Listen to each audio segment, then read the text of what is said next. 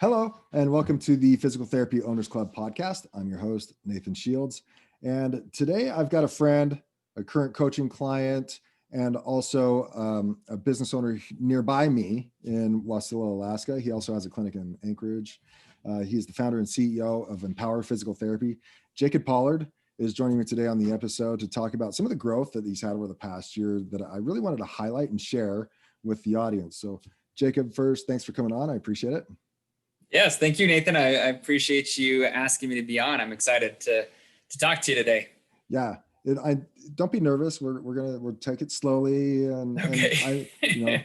I've had some amazing guests in the past, and you'll be the same. So before we get into what we want to talk about today, which is developing your leadership team and creating, implementing, and utilizing policy and procedure in your clinic.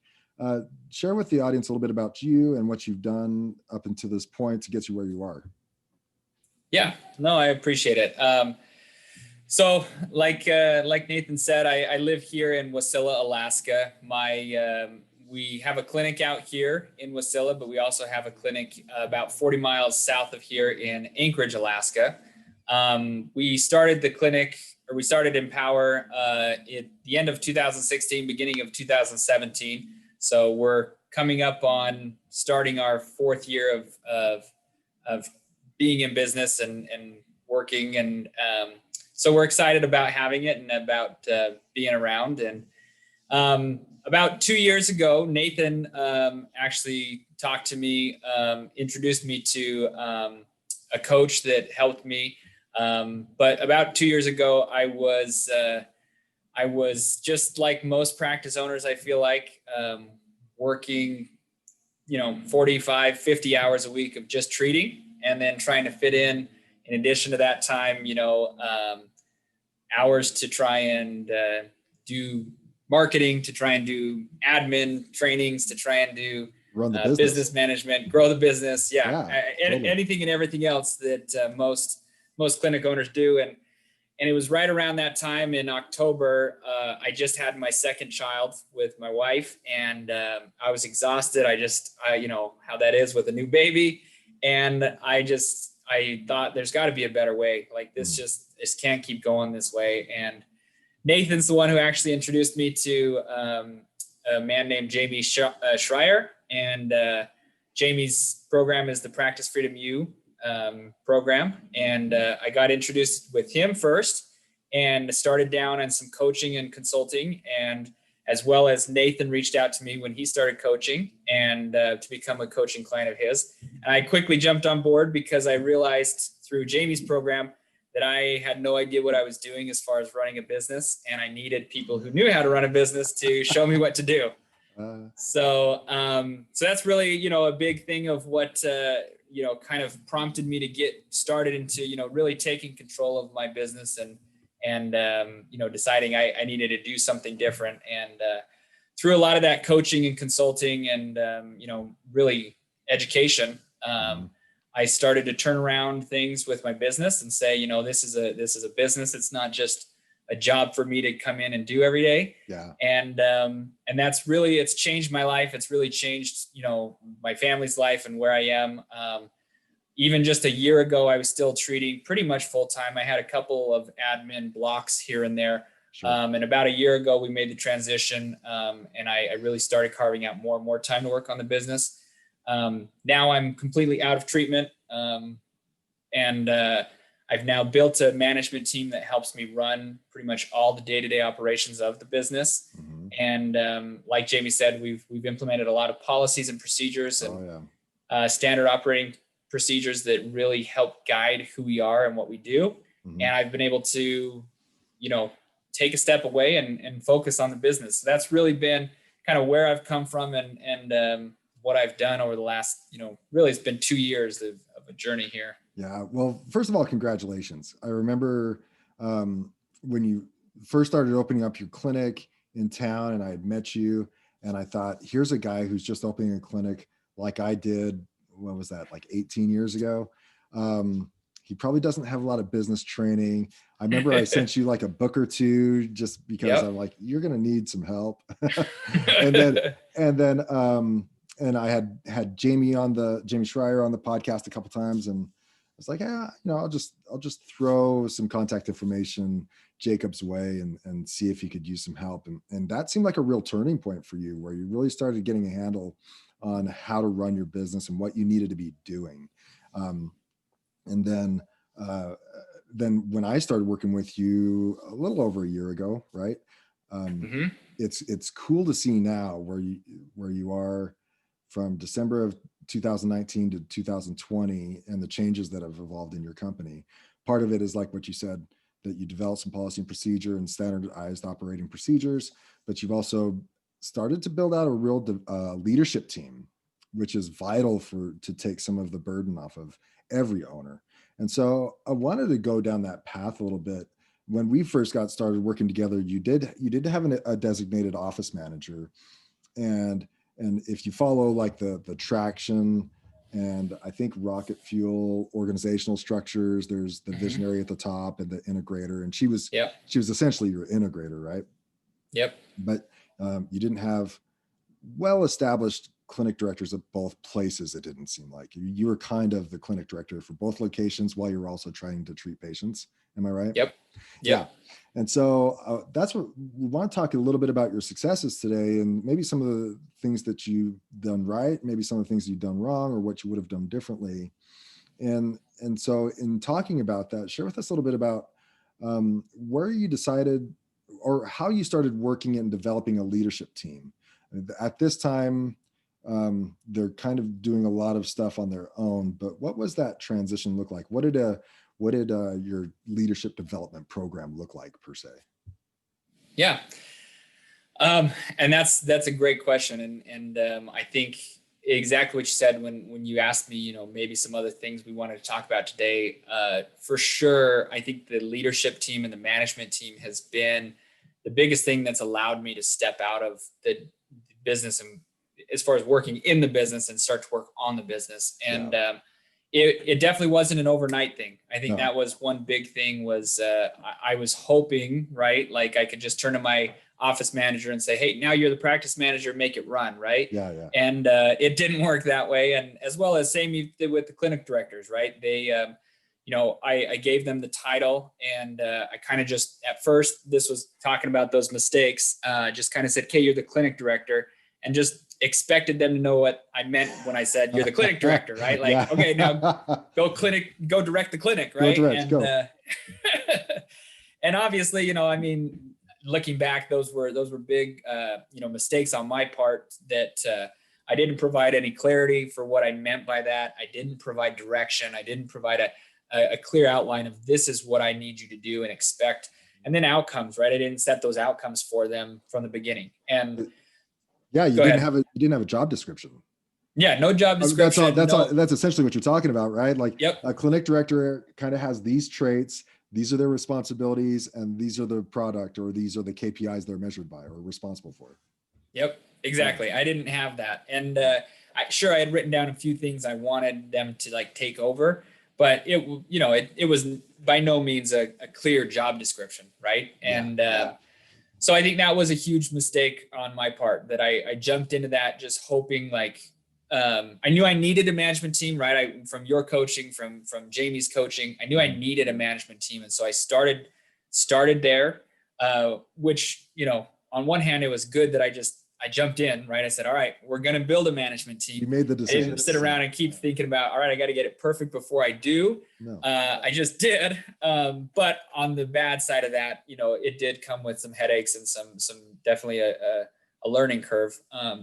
So that would be something I would have done differently. I would have really gotten clear on what I expected from them and written it all out before I made them the clinic director or made them the practice manager. Yeah. When did you really see some traction as far as their growth and actually taking on the responsibilities that you expected? When did you start seeing some of that? Did certain things start happening, or did you implement certain trainings or something like that? Yeah. Well, to be honest, it was during COVID, when we got hit with COVID. I really relied on them and leaned on them. And at the same time, I had some more time to flesh out a lot of these things. Oh, okay. So I myself realized, because at that point we had probably had 4 or 5 months of kind of struggling through like, hey, I expected you to run those reports and they didn't get done. Like, make sure you do it next time, right? And it's just me telling them here and there instead of just, instead of having it all written up that this is what we want. Yeah. And so I was realizing like, I've got to get this all organized so they know what to expect. And I think it was during that time, right around, end of March, beginning April and May, when COVID was at its worst up here, as far as shutdowns and all that stuff. We kind of banded together. We definitely spent some more time training with each other. Okay. They got to see more of what I was doing because I was there with them more. And then on top of that, I had more time to sit down. So I really think that's when, it kind of almost like the going through that trial together built some managers, and not saying everybody needs a COVID to build their managers, but that it kind of forced me. I realized at that point, I need these things or I'm not going to have a business. Right. Yeah. And so I think that maybe what people, in the future, obviously, I hope COVID never happens again, but something like that to where, that just drove me to say, hey, if I don't figure this out in a couple more months, we're not going to have a business to even have. So, yeah. And so COVID might have forced it, but if someone's not going through that stage of a pandemic here as they're listening to this and in the future, then just recognize you've got to dedicate and set aside training times. I mean, you literally, I'm assuming you literally sat shoulder to shoulder with them, looked at reports and talked to them across the table about how to handle things. And this is what we do, and this is how we handle this. And so if people are in the midst of or outside of the pandemic and they feel like they're too busy, well, I even told a client yesterday, you've got to take time away from them being on the floor to train them, or else, you're just going to be spinning your wheels. Yep. And that was the scariest thing for me as a new business owner. Like truly cutting my hours or cutting another therapist's hours to train them or to like work on creating a job description. Like, I couldn't see past like, no, but I'm going to make, a couple $100 if I'm out there with these and my PTs are out there. We're going to make this money right now, today. And I couldn't see past that, but by taking those, few $100s that we would make by being out there for these 2 hours and training and going through this and writing this up, it's going to pay huge dividends into the thousands of dollars down the road. I couldn't see past that. So for sure, I think out of everything you just said, taking the time was the scariest thing for me. And I remember you telling me, and Jamie told me, hey, you've got to start blocking some time and working on the business. And that concept was so hard. It took me a couple months to do. And, and even it took me a full year before I got out of treatment. I was working with you for over a year before I was like, hey, I got to get out of treatment. Right. Yeah. Totally. I mean, I was cutting hours back and back, but it's still a scary thing to do when what you've trained for so long in your life is to treat patients, right? Like that's what you want to jump back into doing because it's easy and you feel comfortable with it. And hey, I can step out there and treat these people and make some money today. Right. Yeah. And so I think, for sure, taking the time, it's vital. I think no question that would be huge advice for someone down the road. Yeah, it's a mindset that every PT owner I work with has to get over. The first one being taking themselves off the floor. Even though they know that's what they need to do, there's some mental barrier in there, whatever it is that keeps them from doing that. And then to take another provider off the floor, you mean I'm paying them for me to train them? How does that work? They just can't flesh that out psychologically. And it's really a hurdle they have to get over. But inevitably, every time they do it, there's a positive response. They're like, oh, why didn't I do this earlier? Now I can see that. And so you kind of have to go through that experience, I guess, just to figure it out. Yep. I agree. Yeah. It is. So. But now the cool thing and what struck a nerve with me and the reason why I knew this was going on, right? But the thing that stuck out to me in our most recent mastermind meeting was when you talked about your wins. One of your wins was that you were able to, your management team was able to resolve a resolve a problem without your personal intervention. I mean, you might have discussed it, whatever the problem was, but they handled it without you. And that's like another level of ownership where they actually follow policy and procedure to resolve an issue without you. And that's like, that's next level ownership and something to get excited about to try to replicate over and over again. So share with us a little bit about your win there. Yeah, no, I'd love to. You know, the incident that we're talking about in particular, we have a kind of a policy or a, you know, procedure in place on how to handle patients that no show and patients that, you know, miss like an evaluation or miss, you know, on a follow-up visit, depending on, you know, we have different ones for what they miss. Right. Yeah. And, you know, this in particular patients, cause you know, this was an exception, right? Like in their mind. And so usually those exceptions in the past would come to me, right? Like, well, what do you think about this person? Like this, they did this, but then their dog got sick. So maybe they really should give them a leeway on this one. Right. And they would inevitably come to me as what do I think? And then I was supposed to decide and tell them, yes, go do this for this case. And then this case, let's do this. Right. And we got a lot more clear lately, and we wrote it up in a policy and a procedure. This is what we're going to do. And this is, you know, the procedure.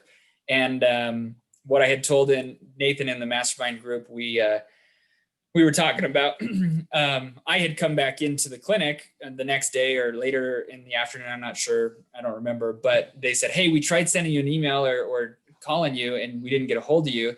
But don't just ignore it because we figured it out. We went back to the procedure and followed it, and that patient's taken care of. And we've got them, you know, I don't even remember what happened. Honestly, they're either booked out or they told them they're not coming back.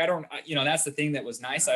When they told me that, I actually sat back like, wow, like I didn't have to deal anything with that. I didn't do anything. They took care of the issue and they resolved it. And I'm not even sure who the patient was or what happened. And wow, it's super, super exciting for me to say that. So yeah, that's kind of a new experience for you, huh?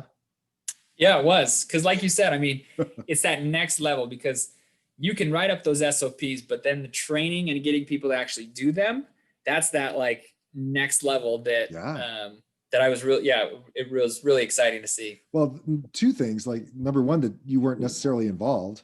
So, and I was joking before we started recording, like maybe you need to turn off your email a little bit more often or not answer the phone, either one. But number two, that the policy actually worked.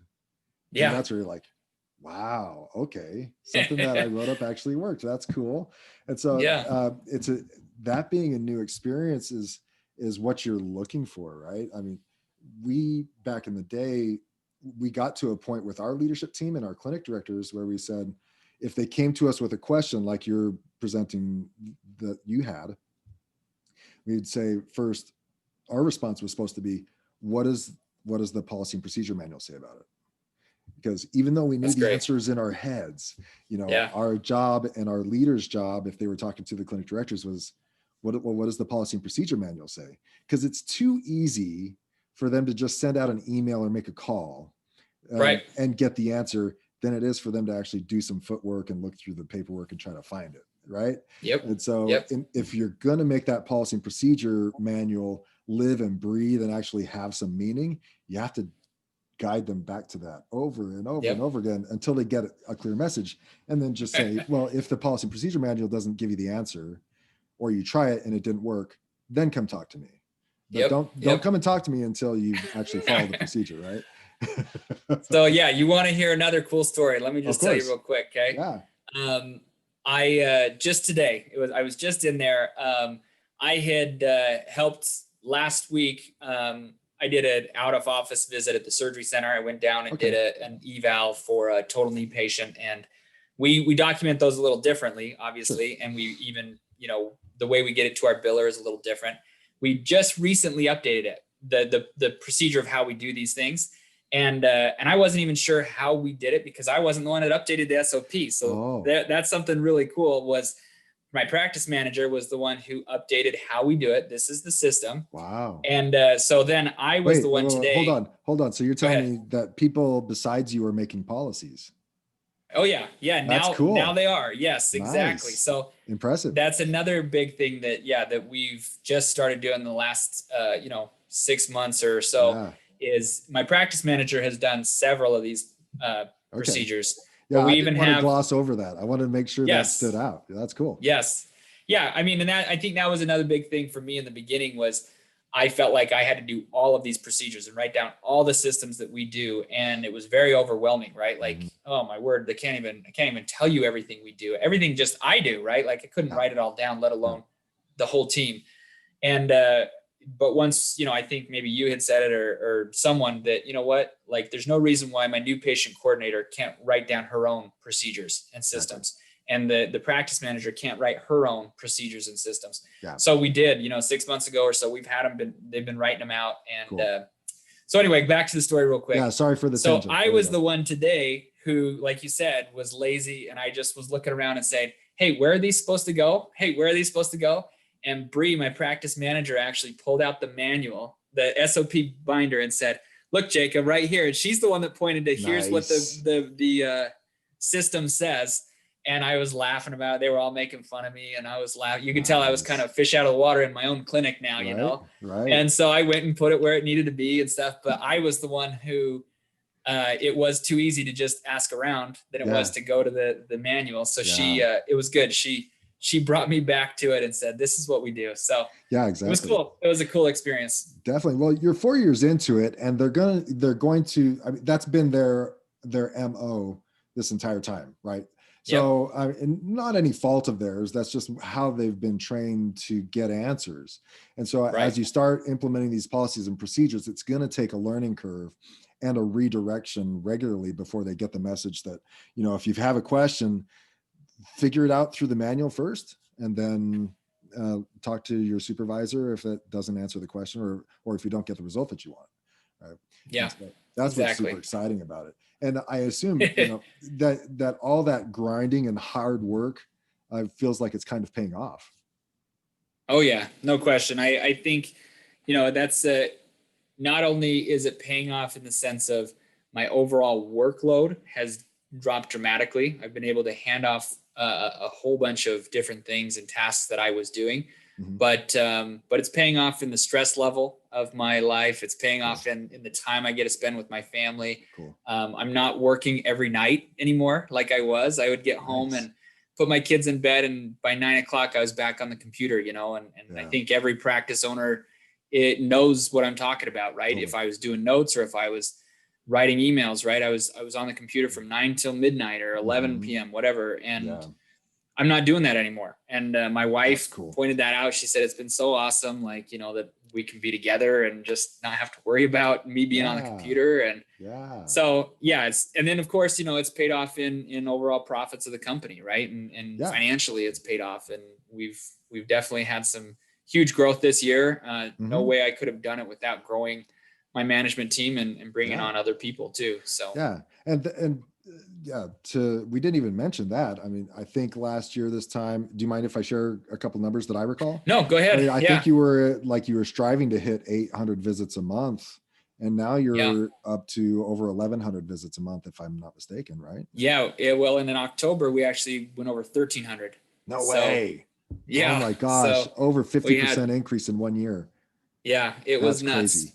Yes. Yeah. Yeah. We've had some Congratulations. big growth. Thank So, you. and Yes. in a pandemic year, no less, right? Yeah. Yep. It was. So how do you feel? What do you think how do I say it? How do you feel that your leadership team, like your new clinic directors and Bree, your practice manager, how do you think they feel now that you've given them these responsibilities and they've made this progress? So no question, I think they definitely feel a lot more ownership of their position, right? Because before, I think it was so obscure and vague of what they were supposed to be doing in that role that they reverted back to what they felt comfortable in, right? Treating or just running payroll, right? Like that was a big thing Bree did, or Bree, would go back into authorizations or something that she felt comfortable, like, hey, I know I can do this, so I'm just going to go do it, right? And just like we do, right? When I don't know what to do, but I know how to treat someone, so I'm going to jump back into treating. So I think this has given them some clear direction, and I know that they feel more comfortable with their abilities now to lead and manage, and their ability to really own what they do in their positions. So, Do you yeah, feel like you're kind of now becoming a coach to them? definitely. I mean, it's really cool. I kind of model I have a quick half hour sit down with each one of them once a week. And we kind of model a coaching call, like, hey, what are some wins from the last week? Let's review it. What are some, challenges that we're working on? What are some things I could do, to help? And Totally. we model a coaching call through that. So it's Nice. been super awesome. It's been fun to do. So that's great.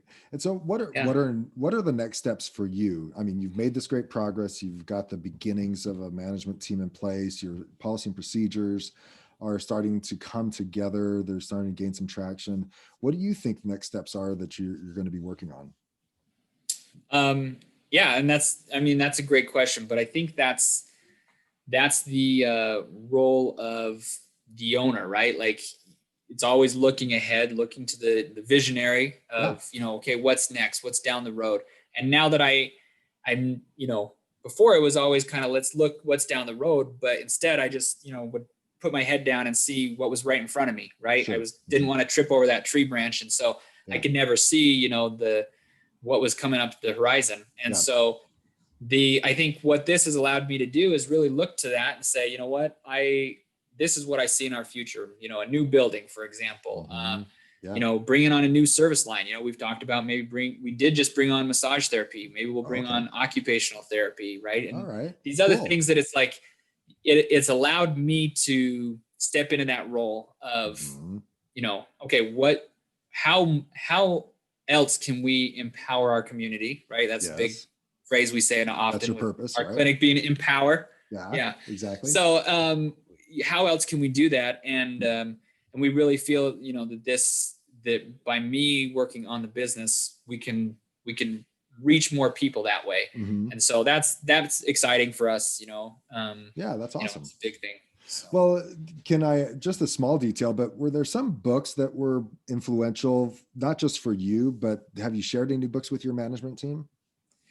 Yeah, we do. We read a book now. Usually we try to once a month. It's kind of been once every 2 months or so. Sure, So I had them all read with me the E-Myth, so they could kind of understand what I was going to be doing, right? Exactly. Like, hey, this is where I'm moving to, and what I'm going to be spending a lot of my time on. Yeah. A lot of the Mike Michalowicz books were really influential for me. Cool. Profit First was really awesome. Yeah. Clockwork was a great book. I've read, I think, most of them, Pumpkin Plan and a couple of those others, but those are really influential. And then the Jamie Schreier's book, right? The Practice Freedom Method. That's a really good book. And my management team's reading that right now too, because we're talking about marketing and active appreciation and a couple of things along that line. So that's awesome. Any other things that if you can look at maybe your leadership development program, if you will, was it, some of it was shoulder to shoulder training and there were some books involved. Was there anything else that you did to help them learn and grow, whether it was, I don't know, leading out on meetings or heading up other programs and stuff like that? So a couple things. I mean, one is I did end up giving them some responsibilities and said, okay, I want you to do it. And, they took it over, and even if it was rocky to start, like Bree runs our team meeting now. Oh, okay. And, so, before I just ran it all, I always did it all. Right. Yeah. And so she took that over. And so even if it was rocky in the beginning, she's now run with it and does a great job with it. Yeah, sure. And the other big thing, like I told you, we also sit down all together once a week for 30 minutes. Yeah. When I say all together, I mean the management team, right? Yes. The four of us. And I think that actually helped a lot, because before that there was no real coordination between us. Right. And I'd be going one way and Bree would be trying to do something else. And the other two clinic directors just maybe had no idea what we were doing. And so that didn't help them, and so Yeah. this at least got us coordinated and said, okay, this is what we're going to work on. And this is how we're Cool. going to get these things done. So That's great.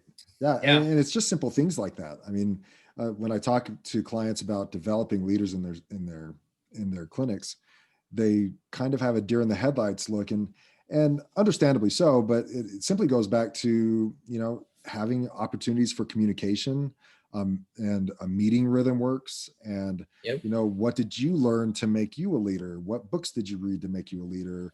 And what are you doing? What is your agenda for leading out on a team meeting? And how do you remind them of the values? And, it's little things like that, I mean, if you took 30 minutes and wrote down what you did as a quote unquote clinic director, then that's what you would train the other guys on, right? Yeah, So exactly. that becomes your development program. Yep. Cool. And I've had a couple PTs, PT owners that we've talked to in this last year that have kind of asked like, wow, what'd you guys do over the last little bit? And honestly, I've told everyone like nothing complicated, nothing out of the box, nothing super like obscure, crazy things. Like, I mean, it's been mainly a lot of the simple processes, and they've just started to, like you said, get traction to where they're finally taking off. And I think part of it was just the fact that we kind of kept doing it during that time when they weren't getting traction, right? I mean, I think we could have turned back and said, this isn't working. Let's scrap this whole procedure thing. Let's scrap the management team. I'm going to take back over. Like he says in the E-Myth, right? Like fire everyone and I'm going to just do it again myself. Right. Because the headaches, but we, I knew that I didn't want to do that. And so just sticking with it, I think eventually it's paid off, obviously, but I think that's maybe a big thing for people to think about is it's not going to change overnight. I mean, this has been 2 years for me to get here. And even then, I don't feel like I'm there, right? Like, it's not like, okay, I'm done. But at the same time, I'm definitely in a way better place now than I was 2 years ago. Yeah. And so I think that's important for people to look at that and say like, hey, if I want to get from A to B, it's a process and it's a road to go on. It's not just, there's no secret sauce that tomorrow or next month I'm going to now be all of a sudden, done with treating and out of all this, so yeah. Well, it's great to hear your experience and you can share some of the details about it because it is so recent. And so that's why I was excited about having you on to show owners that, hey, it can happen. And it can happen within the year, within a couple of years. You just got to start doing some of the hard work and start putting some intention and development behind it. And it starts coming around.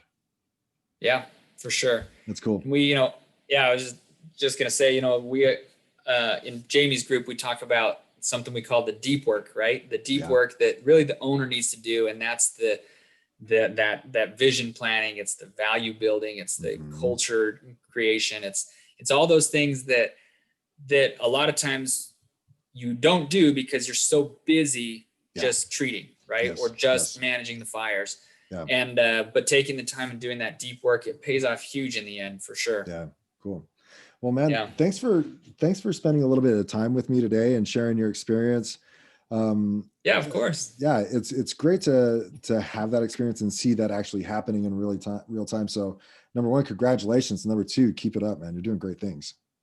Well, thank you. Yeah. And, like I said, I wouldn't be anywhere today if it wasn't for Nathan and Jamie's group. And, you've helped me a ton to get where I am. And like I said, it's a huge difference from where I was, a year and a half ago. So I'll put a shameless plug in for Nathan's coaching. I mean, Thanks, he's helped me a ton and it's been awesome. And if you honestly, when you introduced me, or I think you maybe even had talked about some coaching when we first met, and I kind of blew it off because I was like, nah, I'm too busy for coaching. Right. Yeah. And it's just one of those things I would now say, like, I would never start a business without a coach and without, this type of training. So for anybody out there that's considering, hey, should I pay for a coach? Should I pay for some extra education or training? More than worth your money to do that. Because I know I would have never gotten to where I am without that. So it's the formula, man. I mean, I don't think I've interviewed an owner yet, a successful owner at least, that hasn't stepped out of treating full time, gotten some coaching or consulting, and continues to network, right? Whether Yeah. that's in a mastermind or PPS or small business organizations, they're doing all three of those things on a routine basis. It's a formula that hasn't been proven wrong so far. And so Yeah. if you want the stuff that you're talking about, growth, freedom, and the ability to develop what you really want in a business, then that's the formula right there. So thanks for sharing your experience today. Yeah, of course. Thanks for having me. I'm happy to be on. So All right. All right. Well, thanks. Like again, thanks for your time. Thanks for coming today. We look forward to hearing more about your growth in the future. thanks, Nathan.